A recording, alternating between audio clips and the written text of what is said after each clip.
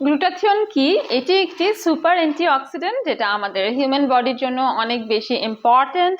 And এই glutathione কিন্তু আমাদের বডিতে বেড়ে যাওয়া ফ্রি রেডিক্যালসের সাথে ফাইট করে সেই ফ্রি রেডিক্যালসটাকে কিন্তু প্রিভেন্ট করতে হেল্প করে।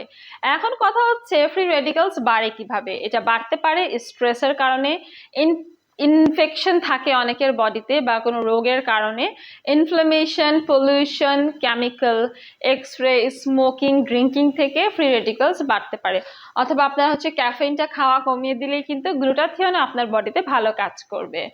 এবং এই ফ্রি রেডিক্যালস যদি আমাদের বডিতে বেড়ে যায় তখন কিন্তু আমাদের ব্রেন ড্যামেজ হতে পারে, অর্গ্যানগুলো ড্যামেজ হয়ে যেতে পারে, ডিএনএ ড্যামেজ হয়ে যেতে পারে এবং আমাদের সেলগুলো ড্যামেজ হতে পারে। সো এই গ্লুটাথিয়ন এই ড্যামেজগুলোকে রিপেয়ার করে এবং এটা হোল বডি হোয়াইটেনিং করে, অ্যান্টি এজিং এরও কাজ করে, মেলানিনের মাত্রাটা কমিয়ে দেয় এবং স্কিন টোনকে ইভেন অ্যান্ড ইমপ্রুভ করে। আপনারা যারা রেলোমিস skin care and pharma laser aesthetic treatment clinic থেকে গ্লুটাথিয়নের সেশন নিতে চান আমাদের 3টি ব্রাঞ্চেই আসতে পারেন, কলাবাগান, বনানী অথবা হচ্ছে নিউ মার্কেট সিটি কমপ্লেক্স। মাথায় রাখতে হবে অবশ্যই ভরা পেটে এই ট্রিটমেন্টটা নিতে হবে। আপনি 18+ হলে এই ট্রিটমেন্টটা নিতে পারবেন। আপনার স্কিনে যদি ডার্ক স্পট, স্কার, অ্যাকনি, পিম্পল থাকে সেগুলো দূর হয়ে যাবে।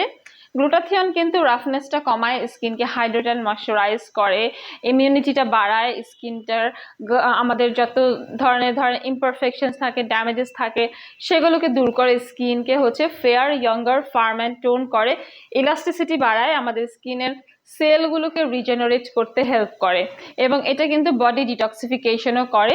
আপনারা যারা হচ্ছে এজিং সাইনকে হচ্ছে একটু ধরেন ডিলে করতে চান, এটা কিন্তু আপনার এজিং প্রসেসকে স্লো ডাউন করে দিবে এবং পোর্স থাকলে বা আপনার যদি পিগমেন্টেশন থাকে, মেলাজমা, ফ্রিকলস থাকে সেগুলোও কিন্তু দূর হয়ে যাবে।